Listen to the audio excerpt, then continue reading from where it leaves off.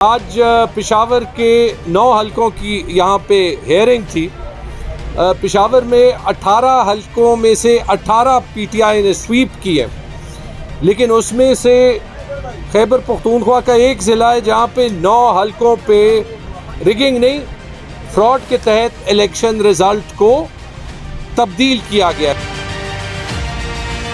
किसी कैंडिडेट को अंदर नहीं जाने दिया गया और काउंटिंग एक बंद कमरे में हुई और उसका नतीजा ये हुआ कि फॉर्म 45 में जो हमारे पास है और फॉर्म 47 में ज़मीन आसमान का फ़र्क, क्योंकि जो धांधली वहाँ पे हुई है और इसमें पैसे चले, या आपको अपोजिशन के कैंडिडेट्स भी ऑफ द रिकॉर्ड कहेंगे या आपको गवर्नमेंट ऑफिसर्स भी कहेंगे। और कमोबेश अगर आप देखें उस रात को पेशावर में तकरीबन 1 अरब रुपए कैश इन सर्कुलेशन था।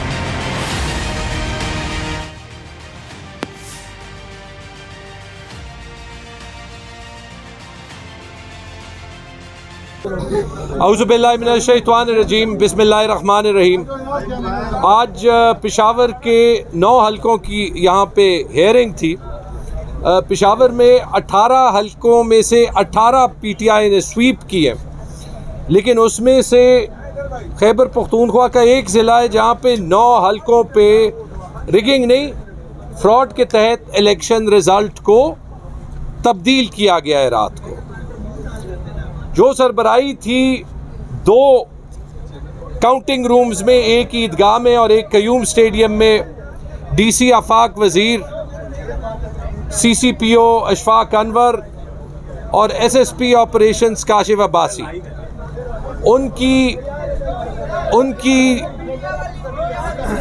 उनकी सुपरविजन में किसी कैंडिडेट को अंदर नहीं जाने दिया गया और काउंटिंग एक बंद कमरे में हुई और उसका नतीजा ये हुआ कि फॉर्म 45 में जो हमारे पास है और फॉर्म 47 में ज़मीन आसमान का फ़र्क था।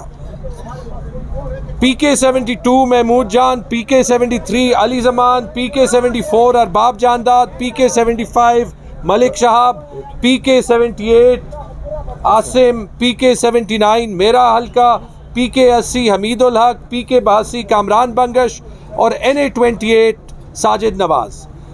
रट गए हैं सारे। ये सब पे जो है वो रिज़ल्ट चेंज हुआ और सारा सबूत मौजूद है।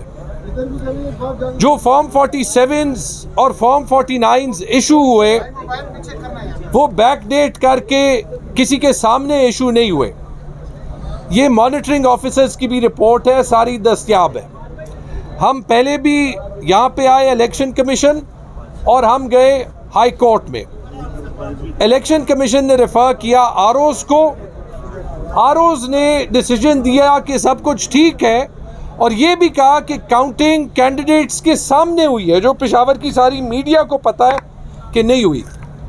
अब ये देखें, ये 5 रिपोर्ट्स हैं 5 कैंडिडेट्स के, इसमें मेरा भी है, कामरान का भी है, महमूद जान का भी है और 2 और हैं। ये आप देख लें, 5 आरओज़ ने, ये मैं यहाँ पे आपके लिए छोड़ूंगा, एक ही रिपोर्ट छोड़ी है।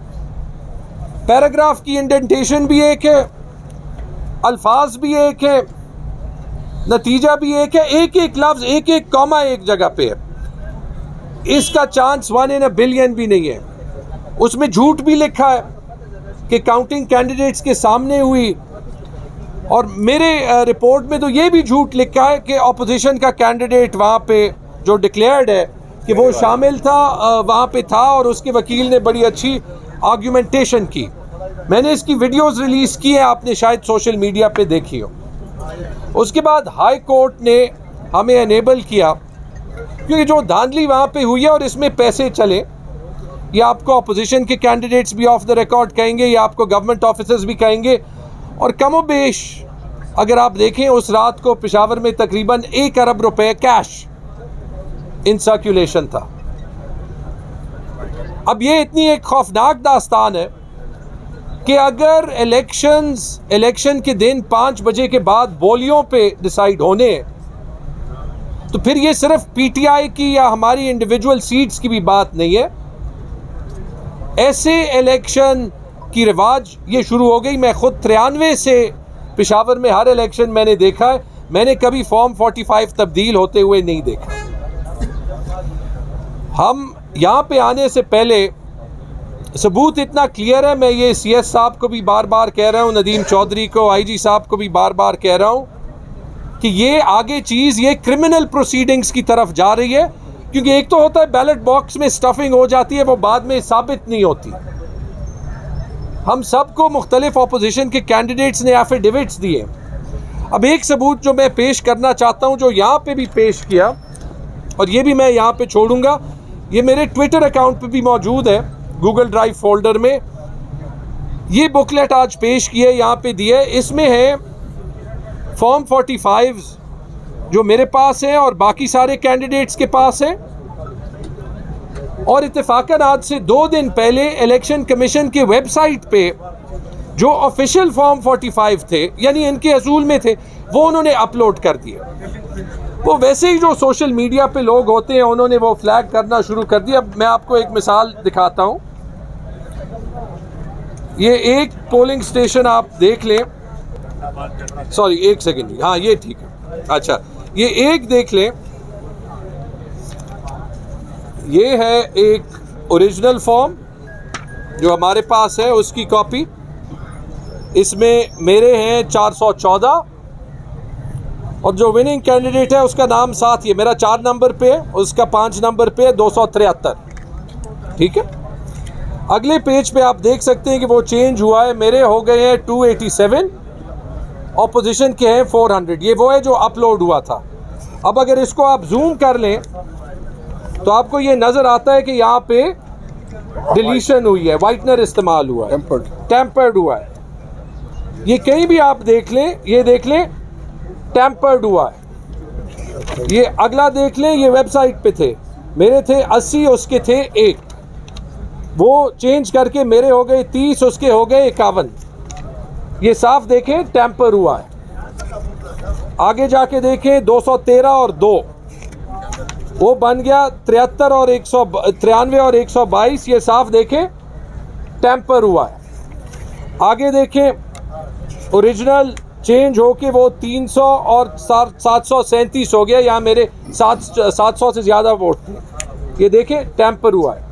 ये आप खुद ही देख लें, मेरे पास फ़िलहाल एक कॉपी है, सॉफ्ट कॉपी मौजूद है उस पर। इसके बाद किसी सबूत की ज़रूरत नहीं होनी चाहिए, बल्कि ये भी एक सवाल उठता है कि अगर ये इलेक्शन कमीशन की वेबसाइट पे अपलोड हुए तो ये डिलीट क्यों हुए?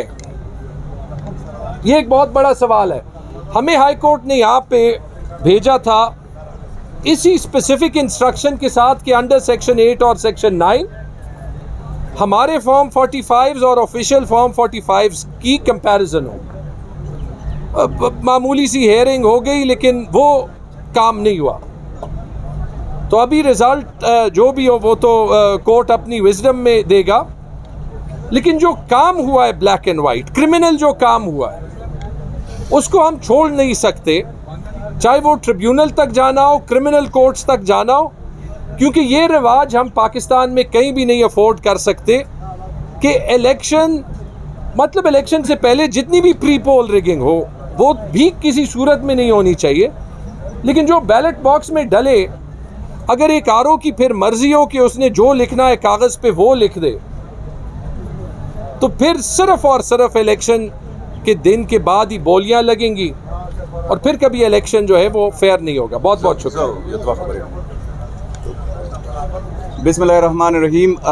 जो परसों रात को इलेक्शन कमीशन की वेबसाइट पर PK-79 तैमूर झगड़ा के हलके के फॉर्म 45 लगे, वो क्लियरली टेम्पर्ड है। उसके बाद मैं कल गया election commission, district election commission के ऑफिस में, वहाँ पे बोरिया सामने पड़ी हुई थी और फॉर्म 45 NA-28 के मैंने देखे जो साजिद नवाज़ खान है यहाँ पे, और PK-78 जो आसिम खान का हल्का है उसके मैंने देखे हैं कि ज़मीन पर पड़े हुए थे। मैंने डिस्ट्रिक्ट इलेक्शन कमिश्नर साहब को कहा कि ये क्या है, उन्होंने कहा ये वेस्ट है।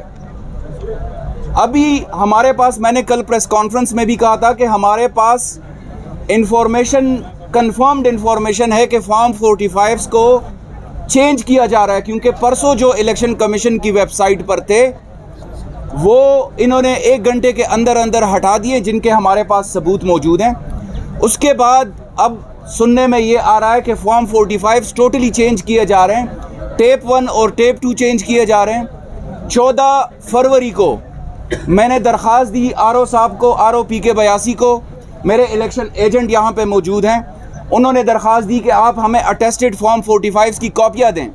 उस दिन से लेकर कल तक मेरे इलेक्शन एजेंट रोज़ाना सुबह से शाम तक उधर जाते हैं, हमें फॉर्म 45 नहीं दिए जाते।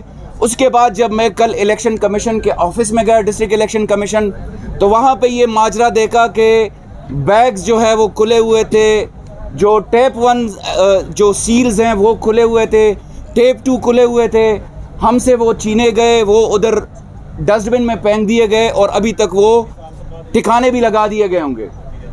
तो ये जो क्रिमिनल काम किया है DRO डिप्टी कमिश्नर आफाक वज़ीर और उनके साथ 9 रिटर्निंग अफसरान ने, पेशावर में ज़ुबान ज़द आम है, अपोजिशन के कैंडिडेट्स भी ये कह रहे हैं कि आफाक वज़ीर और उनके जो हमनवा हैं रिटर्निंग ऑफिसर्स, उन्होंने पैसों की गड्डियाँ जेबों में डाली हैं, उन्होंने नोटों की गड्डियाँ जेबों में डाली हैं।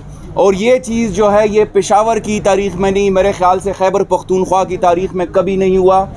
इसकी हम इंडिपेंडेंट इंक्वायरी की डिमांड करते हैं और ऑनरेबल इलेक्शन कमीशन से भी ये दरख्वास्त है कि जो इलेक्शन ऑफिशियल इस तरह की करप्ट प्रैक्टिसेस में इन्वॉल्व हो, उनके ख़िलाफ़ सख्त से सख्त एक्शन लिया जाए। बहुत शुक्रिया।